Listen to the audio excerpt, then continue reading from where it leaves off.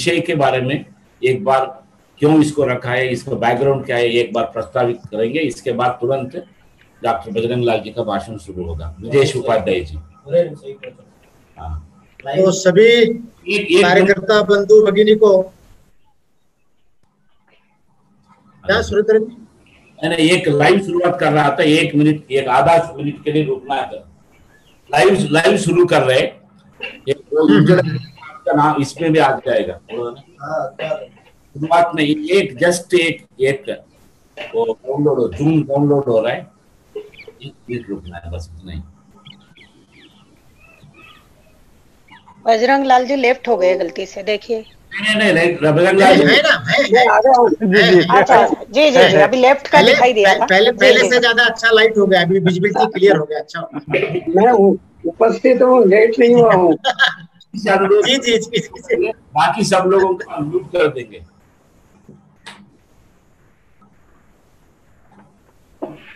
विजय जी शुरू करिए। जी। तो सभी बंधु भगिनी को सादर नमस्कार। मान्यवर अध्यक्ष जी, आज अपने इस विषय पर जिनका मार्गदर्शन मिलेगा, ऐसे हम सभी के सुपरिचित, किंतु कार्यक्रम की एक औपचारिकता है, इस नाते से डॉक्टर बजरंग लाल जी का भारतीय मजदूर संघ के इस कार्यक्रम में अभिनंदन करता हूं, स्वागत करता हूं। हम सब लोग जानते हैं कि डॉक्टर बजरंग लाल जी संघ के जो खास करके कार्यकर्ता हैं, वो सब वर्षों से परिचित हैं कि जो राजनीतिक चिंतन है, केवल हमारी संघ सृष्टि में नहीं, तो संघ सृष्टि के बाहर भी ऐसे जो भारतीय राजनीतिक चिंतन है, ये जो भारत का पुरातन आर्थिक इतिहास है, इसके संदर्भ में एक अच्छी मीमांसापूर्ण जानकारी जी राजस्थान विश्वविद्यालय से इन्होंने एमए किया था, और में हरियाणा से इनकी पीएचडी हुई, और 2005 में दिल्ली यूनिवर्सिटी के एक श्रद्धानंद कॉलेज से, वहाँ अर्थशास्त्र विभाग के रीडर इस नाते से वहां से सेवानिवृत्त हुए। संघ में हम सभी के विभिन्न ऐसे दायित्वों पर रहते हुए अभी क्षेत्रीय संघ चालक के नाते हम सभी का मार्गदर्शन इनको मिलता रहता है।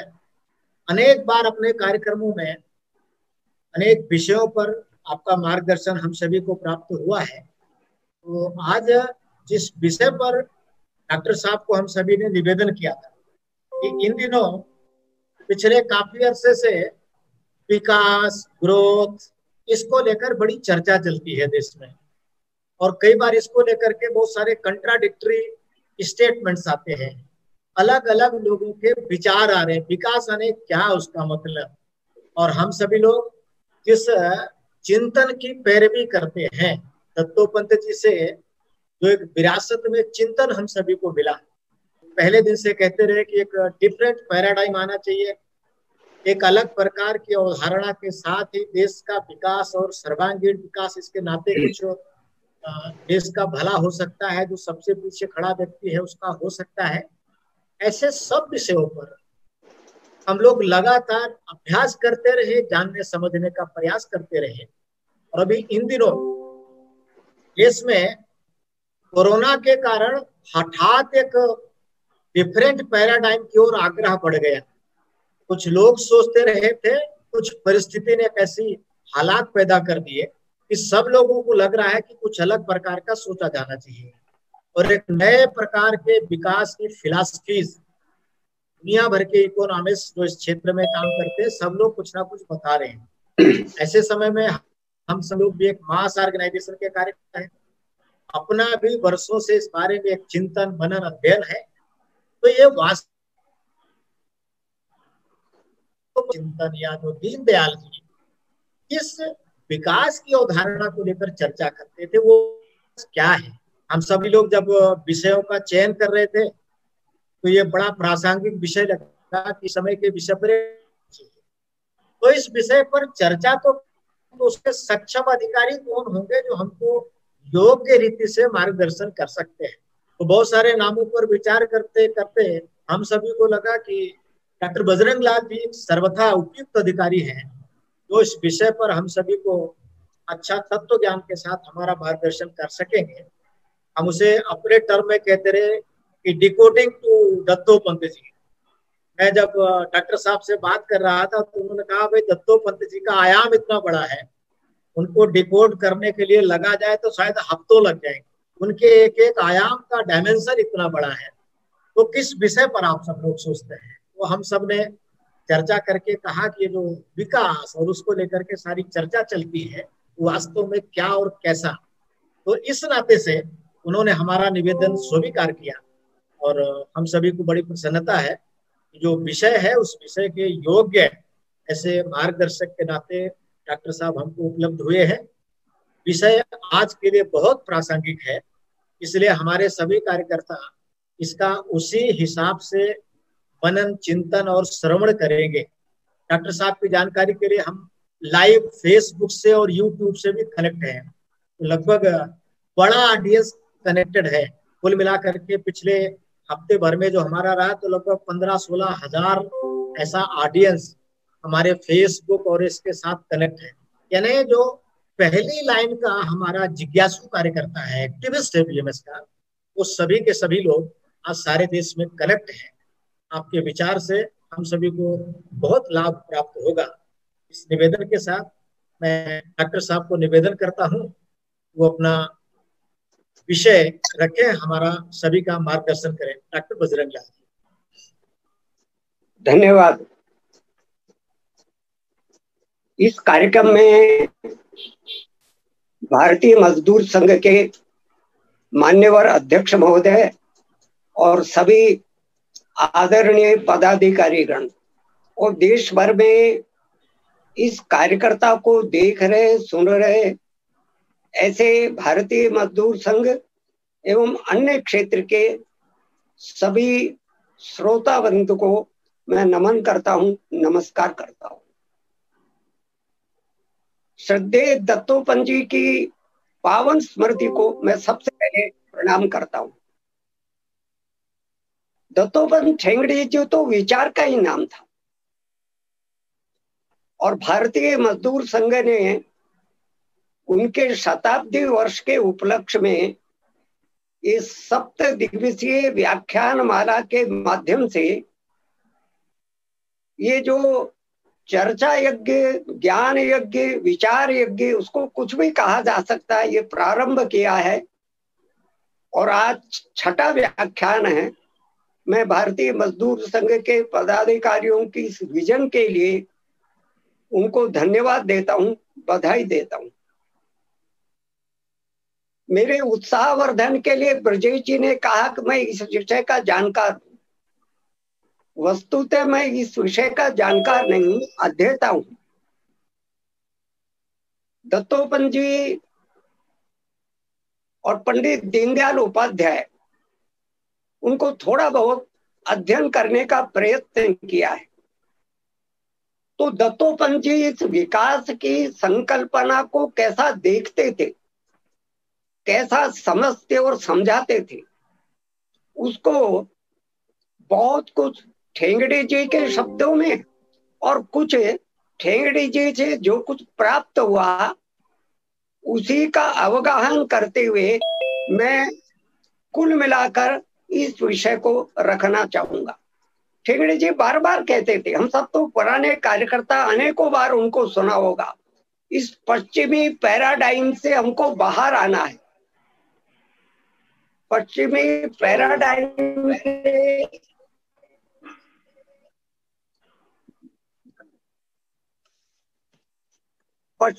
पैराडाइम से बाहर आकर के ही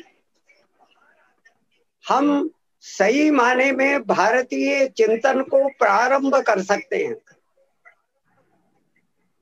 और ठेंगड़ी जी इस पश्चिमीकरण और पश्चिमी प्रतिमान के से बाहर आने के बाद, एक मिनट आया,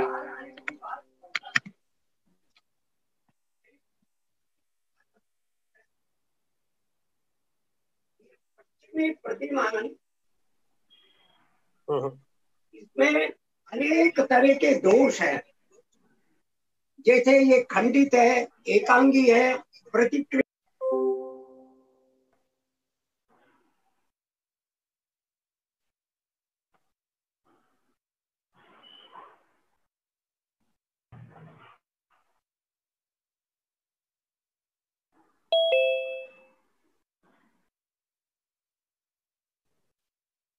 सेट कर रहे हैं, कंटिन्यू रहेगा, चिंता नहीं करिए।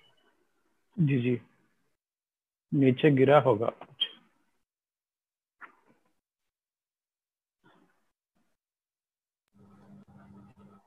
वो पोजीशन चेंज कर रहे हैं।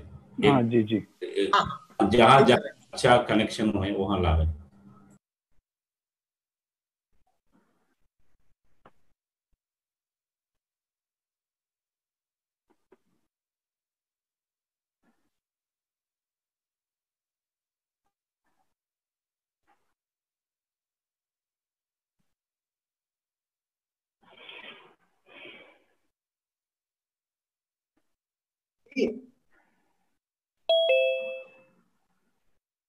हम लोग है ना सब, हम आपका इंतजार कर रहे हैं, मैंने सूचना भी दी थी डॉक्टर साहब। नहीं, आपकी आवाज नहीं आ रही है। हाँ, आपके आपके आप सुरेंद्रन जी, बजरंग लाल जी को अनम्यूट किया क्या है?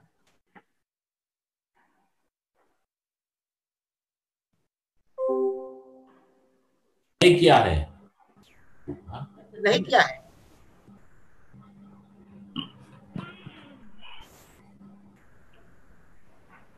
नहीं, यहाँ से अनम्यूट नहीं किया है आपको, आपको अनम्यूट नहीं किया है। ये आईपॉड नहीं, एक मिनट, उन्होंने बदल दिया। आईपॉड सुरेंद्र जी किस किस नाम से है वो? नहीं, आई देख लिया, आईपॉड करके उसमें है। सुरेंद्र जी आपके म्यूट करना है। नहीं, वहां इस सेटिंग, उसका सेटिंग अलग है, इधर से नहीं हो रहा है, उन्हीं के पास वो करना है। आपके पास से ही होगा जी unmute, Bajrang Lal ji.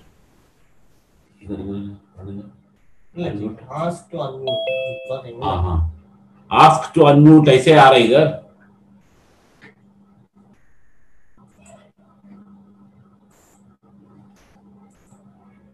Hello sir, ask to unmute आ रहा है, सेटिंग आपका इसमें है, देख थोड़ा रुकना पड़ेगा।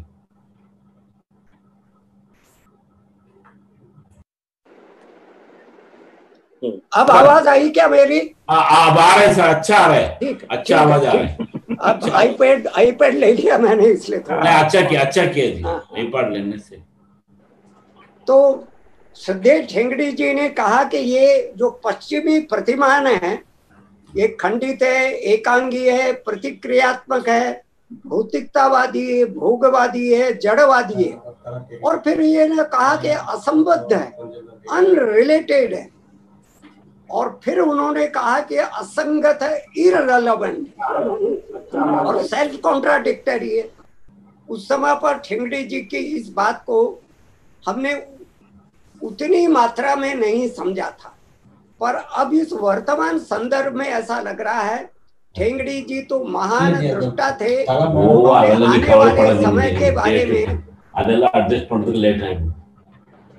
आने वाले समय के बारे में बहुत पहले ही देख लिया था कि ये पश्चिमी ग्रोथ मॉडल किसी भी प्रकार से समस्याओं का समाधान नहीं कर सकता।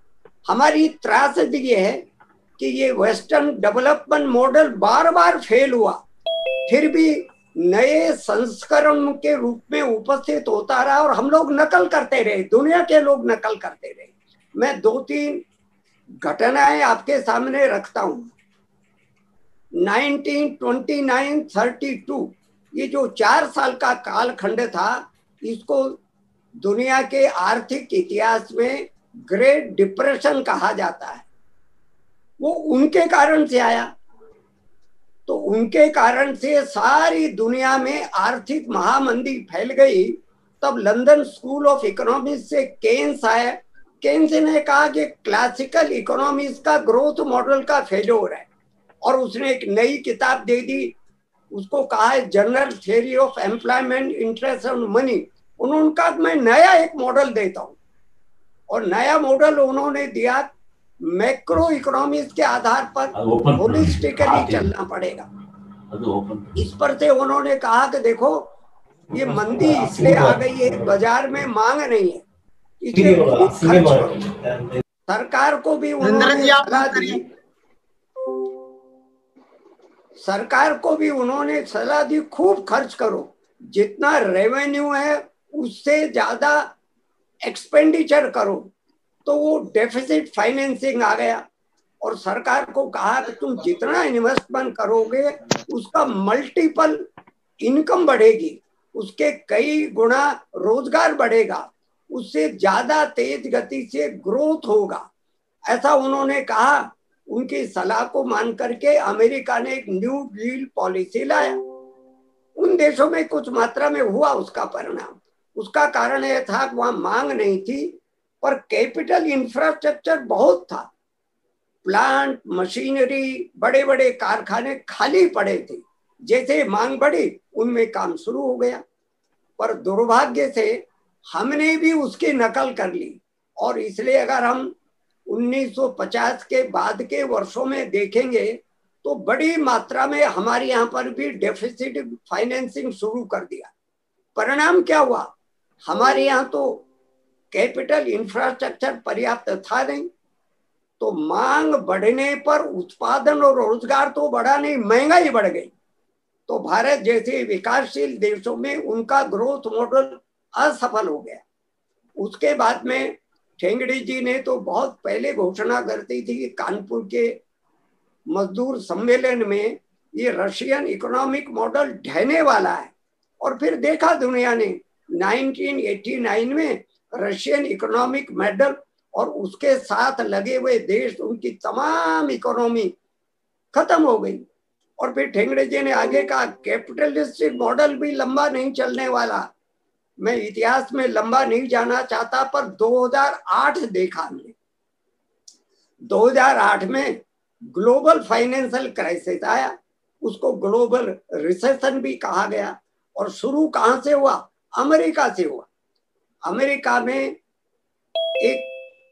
एक ही दिन में 40 बड़े बैंक धराशायी हो गए। लिक्विडिटी की प्रॉब्लम उनके यहाँ पर खड़ी हो गई। अमेरिकन लोगों ने कहा कि नहीं, ये थोड़ा बैंकों का गड़बड़ है। फिर लोगों ने सवाल किया, उन्होंने कहा नहीं, रेगुलेटरी मैकेनिज्म भी हमारा थोड़ा ठीक काम नहीं कर रहा था। फिर सवाल किया, तब उन्होंने स्वीकार करना शुरू किया to a certain extent it was a failure of our growth model also. हमारा विकास का मॉडल भी फेल गया। तो 2008 में फेल गया। फिर भी हम उन वेस्टर्न डेवलपमेंट मॉडल को ढोते रहे और अभी ये कोरोना के संकट ने तो ये पश्चिमी देशों के विकास के मॉडल को पूरी तौर से धराशायी कर दिया। उनको समझ में ही नहीं आ रहा क्या हो गया, क्यों हो गया, कैसे हो गया। इसलिए वास्तव में ठेंगड़ी जी ने और दुनिया के ठेंगड़ी जी जैसे अन्य विचारकों ने उस समय पर ये प्रारंभ कर दिया था, न कैपिटलिस्टिक मॉडल समस्याओं का समाधान कर सकता है, न कम्युनिस्टिक मॉडल समाप्त कर सकता है। एक किसी तीसरे विकल्प को तलाश करना पड़ेगा।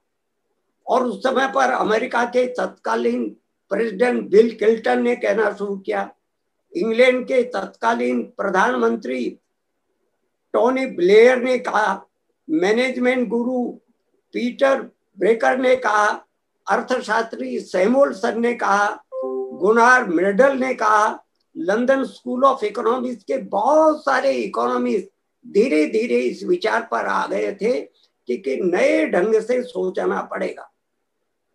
और नए ढंग से सोचने पर स्वाभाविक रीति से दृष्टि कहाँ जाएगी? तो दृष्टि भारतीय विचार पर जाएगी।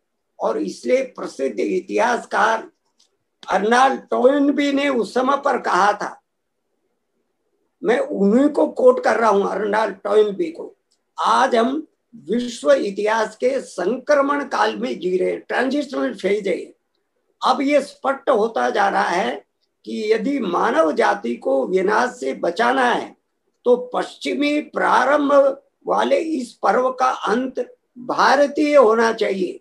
मानवीय इतिहास के इस अत्यधिक भयावह बेला में भारतीय मार्ग ही मानव जाति की मुक्ति का एकमेव मार्ग है, उन्होंने स्वीकार किया।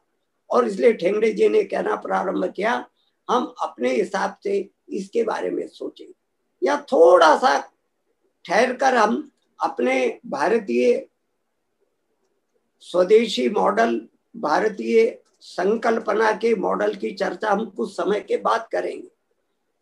पर जरा थोड़ा ये विचार कर ले, ठेंगड़ी जी जैसे व्यक्ति ये पश्चिमी मॉडल की आलोचना क्यों कर रहे थे? उसके पीछे उनकी दृष्टि क्या थी? बहुत बड़े अध्येता थे। ठेंगड़ी जी ने जब भारतीय मनीषा का अध्ययन किया था, ठेंगड़ी जी ने जहां भारतीय शास्त्रों को, भारतीय विद्वानों का गहरा अध्ययन किया था, ठेंगड़ी जी ने उसी प्रकार से पश्चिम के विद्वानों का, पश्चिम की संस्थाओं का भी गहरा अध्ययन किया था। और उस अध्ययन के आधार पर ये ठेंगड़ी जी इस परिणाम पर पहुंचे, जी वेस्टर्न डेवलपमेंट मॉडल की हम बात कर रहे हैं, वो तो कहीं टिकता ही नहीं है। क्यों नहीं टिकता? तो मैं उसके बारे में संक्षेप में, ये वेस्टर्न डेवलपमेंट मॉडल क्या है?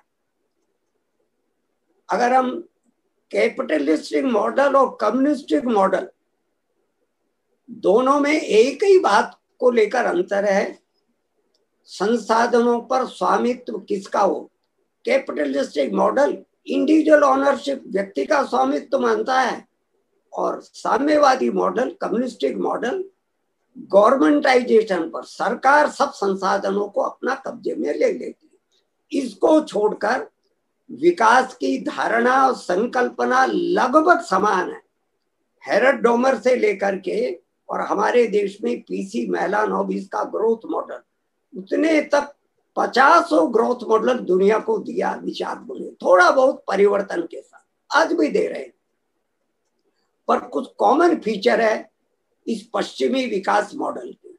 4 बातें हैं। पहली बात, ये विकास को डिफाइन कैसा करता है।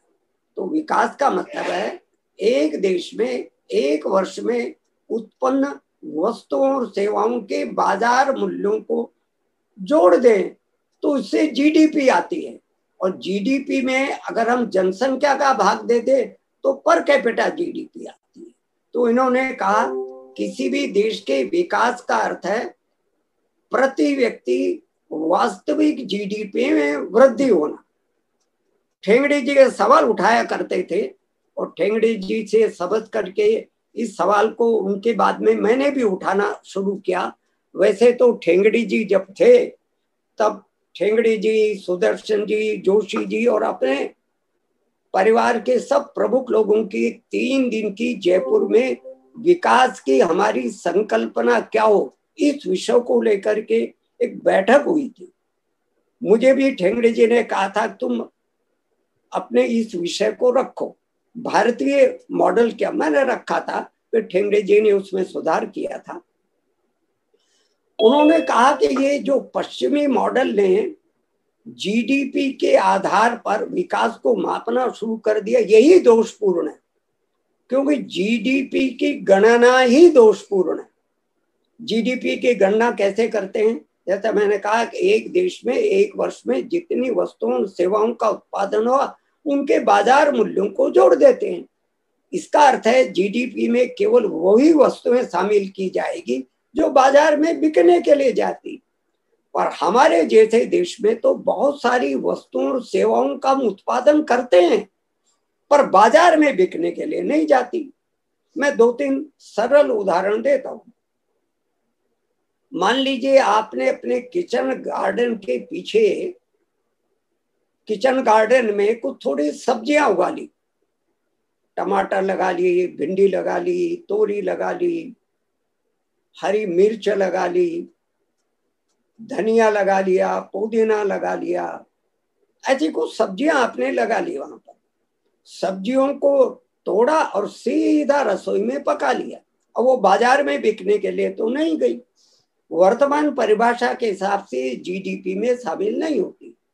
हमारे अपने देश में किसान जब किसी भी वस्तु का उत्पादन करता है, गेहूं का करे, चावल का करे, गुड़ का करे, खांडसारी का करे, फलों का करे, सब्जियों का करे, तो हमारे यहाँ की भारतीय परंपरा ये है किसान पहले अपने उपभोग के लिए रख लेता है, और गुड़, खांडसारी, फल वगैरह है तो अपने रिश्तेदारों और मित्रों को भी भेजता है, बचे हुए को बाजार में बेचने के लिए ले जाते हैं। उसको इकोनॉमिक्स की भाषा में बोलते हैं मार्केटेबल सरप्लस। तो बाजार में बिकने के लिए तो केवल वो गया, जीडीपी में केवल वो शामिल होगा। परंतु जिसका उसने उत्पादन भी किया और उपभोग कर लिया वो जीडीपी में शामिल नहीं हो रहा है। तो ठेंगड़ी जी ने समझा जीडीपी की गणना आधी अधूरी है और बहुत सारी नुकसान पहुंचाने वाली चीजों का हम और जीडीपी में शामिल करते हैं। और इसलिए ठेंगड़ी जी ने कहा इस जीडीपी को भी बदलने की जरूरत है। उसके लिए उन्होंने शब्द प्रयोग किया था शुभ GDP, benign GDP. Benign GDP को उन्होंने समझाया कि देश को, समाज को नुकसान पहुंचाने वाली चीजों को इस शुभ जीडीपी में शामिल नहीं करना होगा। जैसे मादक पदार्थ है, शराब है, लॉटरी है, पर्यावरण को नुकसान पहुंचाने के लिए किए जाने वाले काम है, ये तो नुकसान पहुंचा रहे हैं, ये देश की प्रगति कैसे कर रहे हैं। तो पहली बात ठेंगड़ी जी ने कहा इस जीडीपी आधारित परिभाषा को बदलना होगा। दूसरी बात, कुल मिलाकर ये वेस्टर्न ग्रोथ मॉडल अपना उद्देश्य क्या बताता है, तो ऐसा बताता है कि डेवलपमेंट का उद्देश्य है कुल मिलाकर देश के सामान्य व्यक्ति के रहन सहन स्तर में वृद्धि करना। अब ये रहन सहन स्तर कब बढ़ता है और कब घटता है उसको कैसा बताता और समझाता है। ये कहता है कि एक व्यक्ति के लिए उपभोग के लिए कितनी वस्तुओं और सेवाएं उपलब्ध है उससे रहन सहन का स्तर तय होता है। ज्यादा वस्तुओं और सेवाएं उपलब्ध है तो उसका रहन सहन का स्तर ऊंचा माना जाएगा, कम है उसके पास में तो रहन सहन का स्तर नीचा माना जाएगा। मान लीजिए इस परिभाषा को सुन करके कोई व्यक्ति सुबह से सायंकाल तक खूब खाना शुरू कर देता है, ओवर ईटिंग करता है, ओवर कंजम्पशन करता है, उसके कारण से वो बीमार हो जाएगा। बीमार हो जाने के बाद में डॉक्टर की सेवा और डॉक्टर की दवा भी उसकी वस्तुओं की संख्या में जुड़ जाएगी। तो वर्तमान परिभाषा के हिसाब से उसका स्टैंडर्ड ऑफ लिविंग ऊंचा माना जाएगा। इसकी तुलना में एक दूसरा व्यक्ति सादा जीवन जीता है, जरूरत पड़ने पर ही चीजों का उपभोग करता है, तो उसके पास में उपभोग करने की वस्तुओं और सेवाएं कम उपलब्ध है और अभागा बीमार नहीं पड़ता, इसलिए डॉक्टर की सेवा और दवा भी नहीं आती है। तो वर्तमान परिभाषा ये कहती है पहले व्यक्ति की तुलना में दूसरे व्यक्ति का रहन सहन का दर्जा नीचा है। इसके कारण से सारी दुनिया भर में होड़ कंज्यूमरिज्म की लग गई, समस्याएं खड़ी हो रही ना। अमेरिका का पर कैपिटा कंजम्पशन सबसे ज्यादा है, इसलिए टेंशन है वहां, डिप्रेशन है, रात को नींद नहीं आती, ओबेसिटी की समस्या है। और इस प्रकार से कंज्यूमरिज्म की होड़ लगेगी तो देश और दुनिया के पास में इतने संसाधन कहाँ हैं, तो यह अव्यावहारिक दृष्टि है, ऐसा ठेंगड़ी जी बताया करते हैं। तीसरी बात उन्होंने कहा जब उपभोग की लालसा बढ़ जाएगी और उपभोग और इच्छाएं बढ़ाने के लिए विज्ञापनों का ज्यादा से ज्यादा प्रयोग किया जाएगा तो उसके कारण से उत्पादन बढ़ाना पड़ेगा। और उत्पादन बढ़ाने के लिए दुनिया के तथाकथित संपन्न देशों में दो काम किए जा रहे हैं। पहला काम प्राकृतिक संसाधनों का बेरहमी से शोषण, यही हो रहा है ना। कोरोना संकट का कारण क्या बना, पर्यावरण नष्ट हो गया, प्रदूषण फैल गया। आपने ग्रोथ मॉडल को समझाया ही ऐसा है कि आपको ज्यादा वस्तुएं एक्सट्रैक्ट करनी है, प्रकृति से प्राप्त करना है, तो प्राकृतिक संसाधनों का मैक्सिमम एक्सप्लॉइटेशन करो, वो हो रहा है। तो ये ज्यादा उत्पादन करने के लिए किया जा रहा है। ज्यादा उत्पादन करने के लिए दूसरा काम किया जा रहा है, बड़े बड़े कारखानों, बड़े बड़े उत्पादन तंत्रों का निर्माण। बड़े कारखाने, बड़े उत्पादन तंत्र किनको कहा जाता है, जहां एनर्जी का प्रयोग ज्यादा होता है और ऑटोमेटिक मशीनों का ज्यादा प्रयोग होता है, मनुष्यों का कम प्रयोग होता है। इससे दुनिया भर में समस्या क्या खड़ी हो रही है, एनर्जी क्राइसिस आ गया, एनर्जी का संकट आ गया, ऊर्जा संकट आ गया, जिसको भुगत रहे हैं, सारी दुनिया भुगत रही है। और दूसरा, मनुष्यों का कम, मशीनों का ज्यादा प्रयोग करने के कारण से बेरोजगारी आ गई, एम्प्लॉयमेंट की प्रॉब्लम आ गई। और ये एम्प्लॉयमेंट की प्रॉब्लम केवल हमारे देश में नहीं है, सारी दुनिया के देशों में। अमेरिका भी एम्प्लॉयमेंट प्रॉब्लम से जूझ रहा है, इसीलिए तो वीजा पर रेस्ट्रिक्शंस लगा रहा ना, भारत के लोगों को नहीं आने दे रहा, बाकी दुनिया के देशों को नहीं आने दे रहा। और इसलिए उन्होंने समझाया ये तीसरी बात भी इस विकास मॉडल की दोषपूर्ण। और चौथी जो बड़ी महत्वपूर्ण बात है, पश्चिम का विकास मॉडल अन्य बातें समान मानता है। इकोनॉमिक्स में एक अजम्पशन है, other things remaining the same, उसको सेटेरस पेरिबस बोला जाता है। अन्य बातें समान किसको माना? सामाजिक, सांस्कृतिक, मानवीय जीवन मूल्य, इनको वेरिएबल नहीं माना, इनको स्थिर मान लिया। परिवर्तनशील किनको माना? कैपिटल इन्वेस्टमेंट यानी पूंजी का निवेश और ग्रोथ रेट। हमको यह समझा दिया गया कि तुम जितना ज्यादा कैपिटल इन्वेस्टमेंट करोगे तुम्हारा ग्रोथ रेट उतना ही तेजी से बढ़ेगा। ये कोरिलेशन बैठा दिया।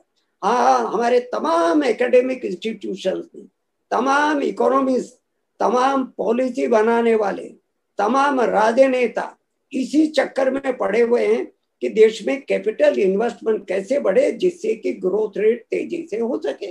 अब कैपिटल की तो हमारे जैसे देश में कमी है। तुम पूंजीवादी देशों ने कहा कि तुम ग्लोबलाइजेशन कर दो, ये रेस्ट्रिक्शन तुमने डाल रखे, रेस्ट्रिक्शन हटा दो, हम आ जाएंगे ना। तो एमएनसी प्रवेश कर गए, वर्ल्ड बैंक आ गया, आईएमएफ आ गया, और ग्लोबलाइजेशन के बाद से WTO आ गया। और दुनिया के देशों में जाकर हम ये अपील करते हैं कि हमारा बड़ा बाजार है, आओ हमारे यहाँ इन्वेस्टमेंट करो। तो ये दुनिया के देशों का बड़ी मात्रा में उधार हम पर चढ़ गया और इसलिए डेट ट्रैप में फंस गए। तो इस प्रकार से ठेंगड़ी जी समझाया करते थे, हमको पहला काम करना पड़ेगा इस वेस्टर्न डेवलपमेंट मॉडल की मृग मरीचिका से बाहर आना। कुछ दे रहा है क्या? ये कुछ नहीं दे रहा। और ये बात ठेंगड़ी जी या हम लोग ही नहीं बोल रहे हैं, दुनिया के भी अच्छे विचारक बोल रहे हैं। 1990 से एक ह्यूमन डेवलपमेंट रिपोर्ट प्रकाशित होना शुरू किया है। उन्होंने भी एक नए तरह से डेवलपमेंट को ह्यूमन डेवलपमेंट इंडेक्स के नाम से बताने की कोशिश की। उसमें 3 चीजें दी है उन्होंने। तो 1996 की ह्यूमन डेवलपमेंट रिपोर्ट ये स्वीकार करती है कि इस विकास के मॉडल ने क्या दिया दुनिया को। तो उसने कहा कि इसने जॉबलेस ग्रोथ दी, रोजगार विहीन विकास दिया। विकास तो हुआ, ग्रोथ रेट तो बढ़ी, पर रोजगार नहीं बढ़ा। हमारे अपने देश में भी आज के 5-7 साल पहले हमारा ग्रोथ रेट तो 7%, 7.5% तक हो गया था, पर रोजगार तो नहीं बढ़ा। देश में बेरोजगारी तो बढ़ गई। और ये दुनिया भर की कहानी है। तो वो कह रहा है ये रोजगार विकास दे रहा है, रोजगार विहीन विकास दे रहा है। और फिर उन्होंने कहा ये निष्ठुर विकास है, ये जड़हीन विकास है, ये मूक विकास है, जड़ों से काट देता है, लोगों को उजाड़ देता है, और वो अपना दुख दर्द भी व्यक्त नहीं कर पाते, अभी आवाज भी नहीं कर पाते, करते हैं तो लाठी गोली का शिकार होना पड़ता है। तो ये विकास जड़हीन है, मूक विकास है, निष्ठुर विकास है। और अंतिम बात जो बहुत महत्व की इस ह्यूमन डेवलपमेंट रिपोर्ट ने कह दिया, ये भविष्यहीन विकास, इसका कोई फ्यूचर नहीं है। इसीलिए सस्टेनेबल डेवलपमेंट का सवाल खड़ा हुआ। विकास का ये रास्ता टिकाऊ रास्ता नहीं है, लंबा चलने वाला रास्ता नहीं है, सस्टेन करने वाला रास्ता नहीं। इसमें मैंने एक बात और जोड़ दी, ये संस्कारहीन विकास है। और ये सभी बोल रहे हैं। मेक्सिको के एक बहुत बड़े विद्वान हैं इवन इलिच, उन्होंने एक पुस्तक लिखी है द डेवलपमेंट मिथ। उस डेवलपमेंट मिथ में उन्होंने ये कहा है, मेक्सिको के अनुभव के आधार पर मैं ये कह सकता हूं कि इस विकास के इस मॉडल ने क्या काम किया। विकास के इस मॉडल ने हमारे पारंपरिक कौशल और कौम के स्वाभिमान को समाप्त कर दिया। देखिए शब्द प्रयोग कर रहे हैं। और फिर वो कहते हैं प्रकृति को का नाश हुआ है इस विकास से, और फिर बेरोजगारी और राजनीतिक भ्रष्टाचार बढ़ा है, ऐसा वो स्वयं स्वीकार कर रहे हैं। और ठेंगड़े जी ने भी अपने संपूर्ण उसमें से बताया कि इस विकास ने हमारा कितना नुकसान किया है। तो उन्होंने भी 5-7 इस विकास के, पश्चिमी विकास की जबरदस्त कमियों की ओर इशारा किया। उन्होंने कहा एक तो अनिर्बंध भोगवाद बढ़ गया, यानी अनरेस्ट्रिक्टेड कंज्यूमरिज्म बढ़ गया।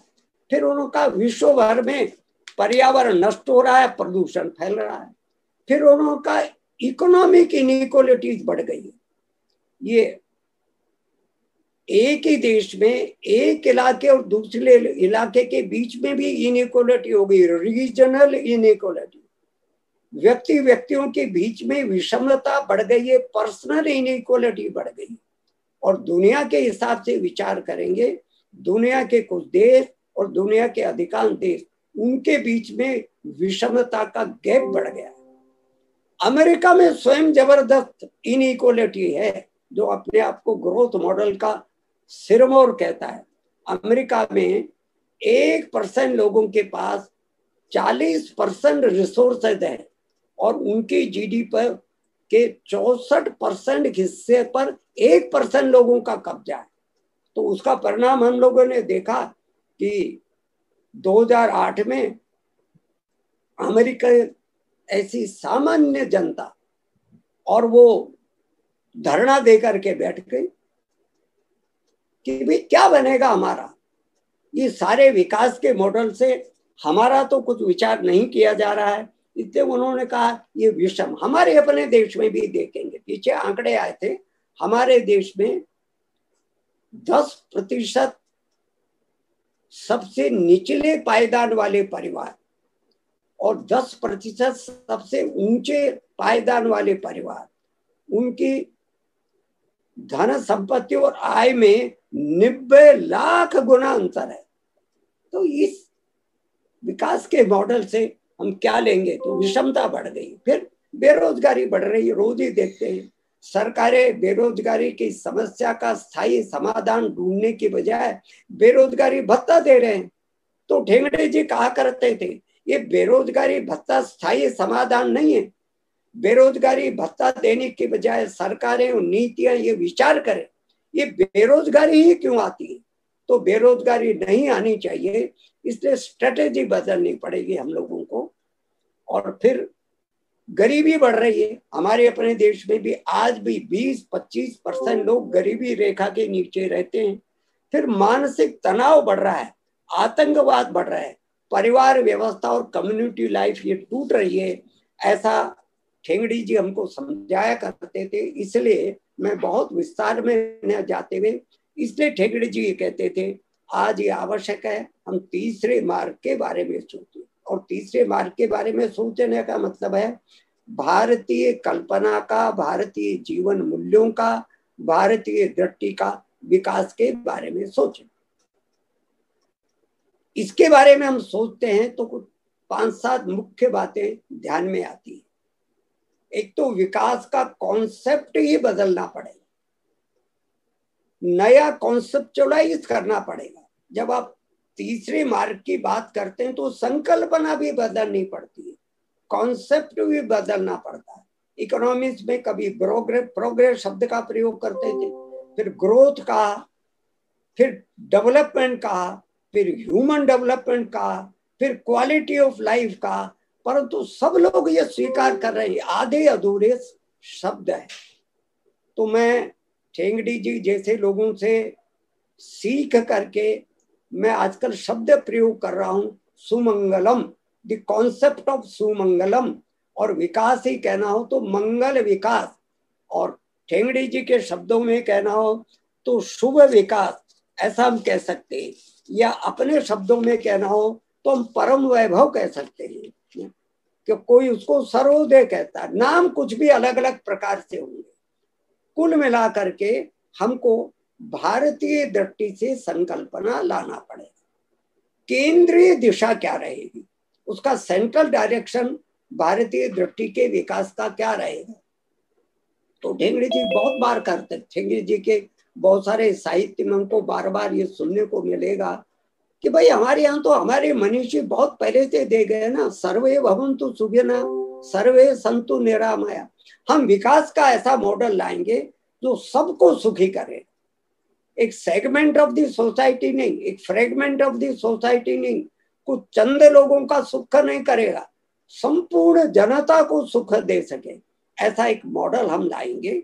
और उसके लिए आजकल की भाषा में मैंने शब्द प्रयोग किया है, अपने पड़ोस में एक छोटा सा देश है भूटान, भूटान के 4th किंग ने ग्रॉस नेशनल हैप्पीनेस का कॉन्सेप्ट दिया। वहाँ हैप्पीनेस इंडेक्स से संपूर्ण गणना हो रही है, विस्तार का विषय है, मैं लंबा नहीं जाऊंगा, पर उनकी ग्रॉस नेशनल हैप्पीनेस का कॉन्सेप्ट देने के कई वर्षों पहले से हम लोग ग्रॉस सोशल हैप्पीनेस की बात कर रहे हैं। समग्र सामाजिक सुख, संपूर्ण समाज का सुख किसमें से मिल सकता है। और सुख को भी ठेंगड़ी जी बार बार कहते थे, हमको तात्कालिक सुख नहीं चाहिए, टेम्परेरी सुख नहीं चाहिए, क्षणिक सुख नहीं चाहिए। उन्होंने शब्द प्रयोग का अखंड सुख, चिरंतन सुख, स्थायी सुख, संपूर्ण सुख, ऐसा सुख की जो भारतीय अवधारणा है वैसा सुख लाना के बात करना पड़े। आएगा कैसे? तो 5 बातें मुख्य रूप से करनी पड़ेगी। पहली बात, सबको रोटी। रोटी यहाँ प्रतीकात्मक शब्द है, इसका अर्थ है देश के प्रत्येक व्यक्ति की जीवन की अनिवार्य आवश्यकताओं की पूर्ति की गारंटी देने वाला विकास चाहिए। आज तो नहीं है, हमारे देश में नहीं, दुनिया में भी नहीं है। और दीनदयाल जी ने जीवन की मूलभूत आवश्यकताओं के बारे में बताया था, रोटी, कपड़ा, मकान, शिक्षा और स्वास्थ्य, ऐसा बताया था उन्होंने। तो ये हमको इंश्योर करना पड़ेगा हमारे इस विकास मॉडल के द्वारा देश में जन्म लेने वाले प्रत्येक व्यक्ति की मूलभूत अनिवार्य आवश्यकताओं की पूर्ति की गारंटी दे पा रहे कि नहीं दे। आज का विकास मॉडल नहीं दे, भारत में नहीं दे पा रहा, दुनिया के किसी देश में नहीं दे पा रहा। वहां पर भी संख्या कम होगी, परंतु ऐसी अच्छी संख्या में लोग हैं जिनकी जीवन की अनिवार्य आवश्यकताएं पूर्ति नहीं हो रही। तो पहला काम ये करना पड़े। दूसरा काम, सबको स्वास्थ्य, हेल्थ फॉर ऑल। अब कह सकते हैं साहब ये तो सरकारें वर्षों से हेल्थ फॉर ऑल का नारा लगा रही है, पर ठेंगड़ी जी हमको समझाया करते थे हेल्थ का कॉन्सेप्ट ही पूरी तौर से नहीं समझा है। 3 प्रकार का स्वास्थ्य होता है। एक फिजिकल हेल्थ, शारीरिक स्वास्थ्य, शरीर मेरा स्वस्थ रहना चाहिए, थोड़ी बहुत मात्रा में इस पर विचार किया है, पर शरीर का स्वस्थ रहना पर्याप्त नहीं है। ठेंगड़ी जी समझाया करते थे उतना ही अधिक महत्वपूर्ण हमारा मेंटल हेल्थ है, मानसिक स्वास्थ्य है। अरे मन भी तो प्रसन्न रहना चाहिए ना, आनंदित रहना चाहिए ना, प्रफुल्लित रहना चाहिए ना। मन में अगर तनाव रहा, मन अगर उदासीन हो गया, मन अगर डिप्रेशन का शिकार हो गया, तो फिर देश का विकास हुआ ऐसा नहीं माना जाएगा। ऐसे बहुत सारे उदाहरण आजकल हम देखते हैं ना कि शरीर ठीक ठाक है, परंतु शरीर ठीक ठाक होने के बाद में आहार की आवश्यकताओं की पूर्ति होने के बाद में भी वो फांसी के फंदे पर झूल रहा। क्यों? अनेक कारण जो उनके नोट मिले हैं मृत्यु के समय के, तो अनेकों के। सब परिवार में कलह होता था, हमारी पत्नी का और माँ बाप का आपस में वेवलेंथ नहीं मिलता था, तो परिवार से स्नेह नहीं मिल रहा, आत्मीयता नहीं मिल रही, तो आदमी उदासीन हो गया ना। तो केवल शरीर का स्वास्थ्य पर्याप्त नहीं है, मानसिक स्वास्थ्य भी चाहिए, ऐसा उन्होंने कहा। और तीसरा जो महत्वपूर्ण है, केवल भारतीय मनीषा ने ही दुनिया के सामने रखा है, वो है भावनात्मक स्वास्थ्य, इमोशनल हेल्थ। आपकी भावना ही दोषपूर्ण है तो आपके द्वारा व्यवहार भी गलत होगा ना, फिर रेप होगा ना, फिर घोटाले होंगे ना, फिर कालाबाजारी होगी ना, फिर चोरी होगी ना, फिर डकैती होगा ना, आतंकवाद आएगा ना, क्योंकि भावना दूषित है। तो हमारे यहाँ स्वास्थ्य की कल्पना करते समय तीनों प्रकार के स्वास्थ्य का विचार किया, तो ये जो भारतीय दृष्टि से विकास का रास्ता अख्तियार करेंगे उसमें तीनों प्रकार का स्वास्थ्य इसकी चिंता करेंगे। फिर हेल्थ सिस्टम भी कैसा रहे, तो हमारे यहाँ हेल्थ सिस्टम के बारे में भी दो प्रकार की बात कही जाती है। एक प्रिवेंटिव हेल्थ सिस्टम है, निरोधात्मक स्वास्थ्य प्रणाली, और एक क्यूरेटिव उपचारात्मक है। हमारे यहाँ जोर पहले वाले पर दिया है, आपका आहार विहार व्यवहार ठीक रहना चाहिए, संतुलित रहना चाहिए, तो आप बीमार ही ना पड़ो। आजकल कोरोना के संकट में बहुत सारी गाइडलाइंस आ रही है ना, आयुष मंत्रालय से भी आ रही है, अनेक साधु संतों के माध्यम से भी आ रही है, अनेक डाइटिशियन से भी आ रही है। कोरोना से बचने का एक उपाय इम्यूनिटी बढ़ाना है, और इम्यूनिटी कैसे बढ़ेगी? खान पान से बढ़ेगी। तो आहार ठीक रहना चाहिए, थोड़ी बहुत एक्सरसाइज योग प्राणायाम करना पड़ेगा ना, व्यवहार भी ठीक रहना चाहिए। तो हमारे यहाँ तो बहुत पहले से कहा आहार विहार व्यवहार, और आहार के बारे में तो हमारे शास्त्रों में इतनी चीजें उपलब्ध है, क्या प्रातः काल खाना, क्या दोपहर को खाना, क्या सायंकाल खाना, हर समय पर एक जैसा मेन्यू नहीं चल सकता। बच्चों को क्या देना, जवानों को क्या देना, बूढ़ों को क्या देना, सबकी थाली में एक जैसा नहीं जाना चाहिए। महिलाएं अगर गर्भवती है तो उनको क्या देना और क्या नहीं देना, और हमारे यहाँ विस्तार से बताया गया कौन से पदार्थ के साथ कौन से पदार्थ का संयोग है, उसको सुयोग सुमेल वाला भोजन कहते हैं, और किस पदार्थ के साथ कौन सा पदार्थ नहीं लेना चाहिए विस्तार से है, पर आजकल इन बातों पर ध्यान ही नहीं दिया जा रहा। तो इस प्रिवेंटिव हेल्थ सिस्टम के बारे में बहुत विस्तार के साथ देश के लोगों को विचार करना पड़ेगा। कम खर्च में देश की उन्नति हो सकती है, कम खर्च में लोगों का स्वास्थ्य ठीक कर सकते हैं। छोटी सी बातों का ध्यान में रख करके हम स्वस्थ जीवन का निर्माण कर सकते हैं। उसके बाद भी बीमार पड़ जाए तो फिर क्यूरेटिव हेल्थ सिस्टम है, उपचारात्मक है। उपचार में भी आजकल क्या हो गया, केवल और केवल एलोपैथी पर जोर है, पर केवल एलोपैथी के द्वारा भारत में तो संभव है ही, पर दुनिया के भी किसी देश में सबको स्वास्थ्य प्रदान नहीं कर सकते, तो पैसे वालों के लिए तो केवल एलोपैथी नहीं चलेगी। एलोपैथी भी आवश्यक है, पर एलोपैथी के साथ आयुर्वेद भी जोड़ी, प्राकृतिक चिकित्सा भी जोड़ी, योग प्राणायाम भी जोड़ी, होम्योपैथी भी जोड़ी, तो होलिस्टिक हेल्थ सिस्टम लाना पड़ेगा, तब जाकर के ये संपूर्ण स्वास्थ्य। और तीसरी बात है, सबको संस्कारक्षम समाजोपयोगी शिक्षा के समान अवसर। मैंने शिक्षा के समान अवसर की बात कही है, समान शिक्षा की बात नहीं की। अच्छा, इक्वल अपॉर्चुनिटी नहीं है ना, जिनके माँ बाप की जेब में पैसा नहीं, उस बच्चे का और बच्ची की प्रतिभा का विकास क्यों नहीं होना चाहिए? समाज की जिम्मेवारी है ना, व्यवस्था की जिम्मेवारी है ना, हर एक को समान अवसर शिक्षा और प्रतिभा के विकास के लिए मिलना चाहिए। तो संपूर्ण शिक्षा की संरचना को बदलना पड़ेगा।